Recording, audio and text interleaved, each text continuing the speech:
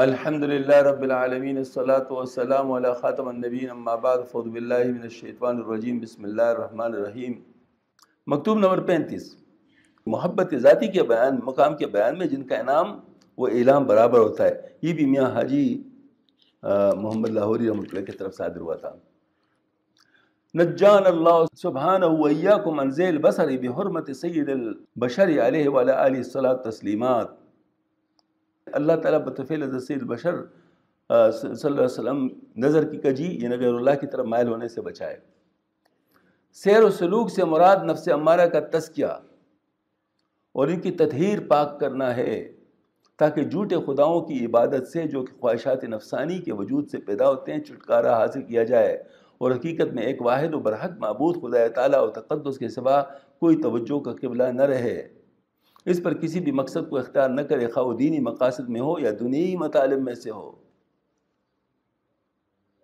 حضرت نے کس زور سے فرمایا ہے، تھوڑا سا دوبارہ میں سناتا ہوں۔ سیر و سلوک سے مراد نفس امارہ کا تزکیہ اور اس کی تطہیر پاک کرنا ہے تاکہ جھوٹے خداؤں کی عبادت سے جو کہ خواہشات نفسانی کے وجود سے پیدا ہوتے ہیں چھٹکارا حاصل کرے اور حقیقت میں ایک واحد و برحق معبود حق تعالیٰ کے تقدس کے سوا کوئی توجہ کا قبلہ نہ رہے، اس پر کسی بھی مقصد کو اختیار نہ کرے، خواہ وہ دینی مقصد ہو میں سے ہو یا دنیائی مطلب۔ دینی مقاصد اگرچہ نیکیوں میں سے لیکن یہ ابرار کا کام ہے، مقربین ان کو برائیاں جانتے ہیں اور سوائے ایک ذات برحق کے کسی اور مقصود خیال نہیں کرتے، یا یہ دولت فنا کے حاصل ہونے اور محبت ذاتی کے ثابت ہونے پر منحصر ہے۔ یہ بات اتنی مشکل بات ہے سمجھنے کے لحاظ سے کہ بہت سارے لوگ اس میں پریشان ہیں، اور جن کو سمجھ آ جاتی ہے اس کی ساری پریشانی دور ہو جاتی ہے۔ حضرت مولانا عبدالحفیظ مکی صاحب فرماتے ہیں رحمۃ اللہ علیہ، تبلیغی جماعت میں چل رہے تھے اور سلفیوں کے ساتھ تعلق تھا، سعودی عرب میں تھے نا، سلفیوں کے ساتھ تعلق تھا۔ ان کے والد صاحب کو بڑی فکر تھی اور حضرت شیخ مولانا زکریا صاحب رحمۃ اللہ علیہ سے عرض کیا، حضرت میرا بچہ میرے ہاتھ سے نکل رہا ہے، اس کے لیے کچھ کریں، کیونکہ اس کے بعد ان کا ارادہ 4 مہینے لگا رہا ہے، اس کے بعد ان کا ارادہ انگلینڈ جائے گا اور پھر میرے ہاتھ سے نکل جائے گا، اس کے لیے کچھ کریں۔ یہ خود مولانا عبدالحفیظ مکی صاحب خود فرما رہے ہیں، کہتے ہیں حضرت نے فرمایا کوئی بات نہیں، میرے پاس ہی آ رہا ہے میرے پاس ہی آ رہا ہے۔ تبلیغی جماعت میں وقت لگانے کے بعد اپنے ملک واپس ہونے سے پہلے حضرت شیخ رحمۃ اللہ علیہ کے یہاں حاضری دی اور اپنے خیال میں پورا ایک چیستان بنا لیا کہ حضرت یہ کہیں گے میں یہ کہوں گا، وہ یہ کہیں گے میں یہ کہوں گا، وہ یہ کہیں گے میں یہ کہوں گا، پورا اچھی طرح ایک مناظرے کا سامان گرم کیا تھا۔ کہتے جب میں گیا ہوں حضرت کے پاس، السلام علیکم، اور حضرت اس طرح لیٹے ہوئے تھے، مسافہ فرمایا، بیٹھ گیا میں نے کہا حضرت کیا یہ بیعت کرنا ضروری ہے؟ تو حضرت نے فرمایا نہیں، بالکل نہیں، یہ مقصود نہیں ہے۔ کہتے یہ سن کر میرے تو سارے سوالات ختم ہو گئے، کیونکہ ظاہر اس کے بعد میرے سارے سوالات اس پر منحصر تھے کہ وہ یہ کہے گا تو پھر میں یہ کہوں گا، تو وہ سارے ختم ہو گئے، اب اس کے بعد میں کیا کہتا۔ کہتے اس کے بعد بیٹھ گئے، فرمایا اچھا تو سن لو، یہ تمہارے تبلیغ جماعت میں پھرنا بھی مقصود نہیں ہے، یہ نماز بھی مقصود نہیں، یہ فلاں بھی مقصود نہیں، یہ فلاں بھی مقصود نہیں۔ کہتے میرے تو ہوش اڑ گیا کہ کیا ہے؟ کہتے اللہ کی رضا مقصود ہے، اللہ کی رضا مقصود ہے۔ اب نماز بھی مقصود نہیں ہے کہ اس پہ لوگ پریشان ہو جاتے کہ کیا فرما رہے ہیں، ٹھیک ہے نا؟ اب بتاتا ہوں، اپنی نماز پر تم فخر کرو کہ میں نے بڑی اچھی نماز پڑھی، کیا بات ہے، کیا ہو جائے گا پھر؟ ہاں عجب ہو جائے گا نا، عجب ہو جائے گا نا۔ تو اگر مقصود ہوتا تو پھر تو یہ بات غلط نہ ہوتی،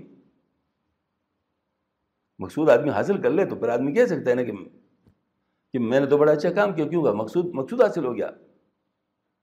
لیکن جب مقصود نہیں ہوتا، ذریعہ ہوتا ہے، تو ابھی آپ اس کو اور نہیں کر سکتے جب تک وہ قبول نہ فرمائے۔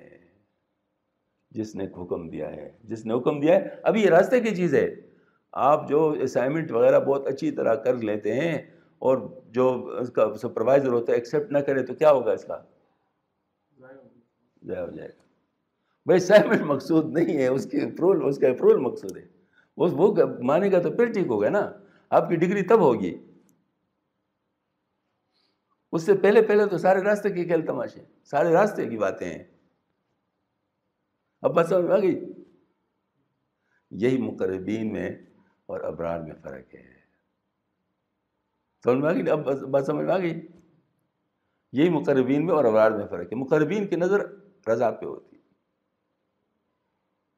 مقربین کی نظر رضا پہ ہوتی ہے. وہ باقی چیزوں کو اوپر ان کی نظر، وہ صرف اس کو دیکھتے ہیں کہ میرے کام کو دیکھا جا رہا ہے، اس کو پسند آ رہا ہے یا نہیں آ رہا.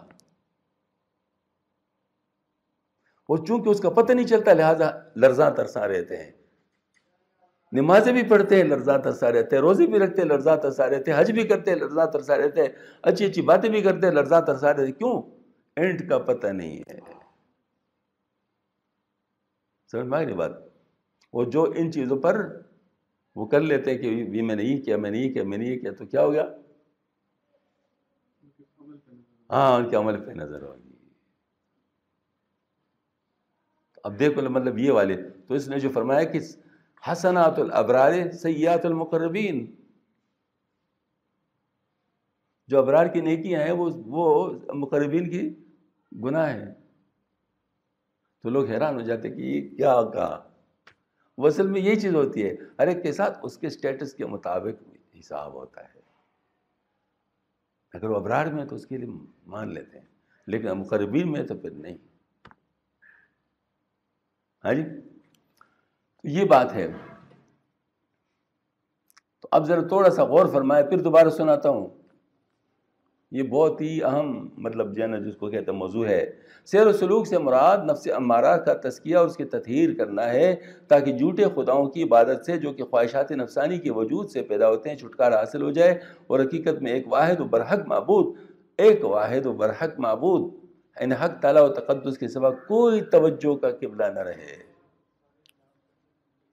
اور اس پر کسی بھی مقصد کو اختیار نہ کرے، خواہ دینی مقاصد میں سے ہو یا دنیائی مقاصد میں سے ہو. اب سمجھ میں آ گئی نہیں بات؟ اب تو سمجھ میں آنے چاہیے. خواہ دینی مقاصد میں سے ہو یا دنیائی مقاصد میں ہو. دینی مقاصد اگرچہ نیکیوں میں سے ہیں، لیکن ابرار کا کام ہے. مقربین ان کو برا یہ جانتے ہیں اور سوائے ایک ذات برحق کے کسی اور کو اپنا مقصود خیال نہیں کرتے. یہ دولت فنا کے حاصل ہونے اور محبت ذاتی کے ثابت ہونے پر منحصر ہے. فنا کیا چیز ہے؟ فنا یہ کہ جو کچھ تو نظر آ رہا ہے وہ سارا ہٹ جائے، اور جو نظر نہیں آ رہا اصل وہ آپ کو نظر آنا شروع ہو جائے. یہ کیا چیز ہے؟ وہ وہی ہے. ہاں جی، تو کیونکہ اس مقام میں انعام، نعمت دینا و اعلام، رنج و علم دینا برابر ہوتا ہے. عذاب میں بھی وہی لذت ہے جو کہ نعمت میں ہے. ایک اکاسب رحمۃ اللہ علیہ کے مضمون میں وہ تفسیر کے ساتھ بنایا گیا ہے. دیکھو مجسہ رحمۃ اللہ کی آخر میں وہی بات کر لی. ہاں جی،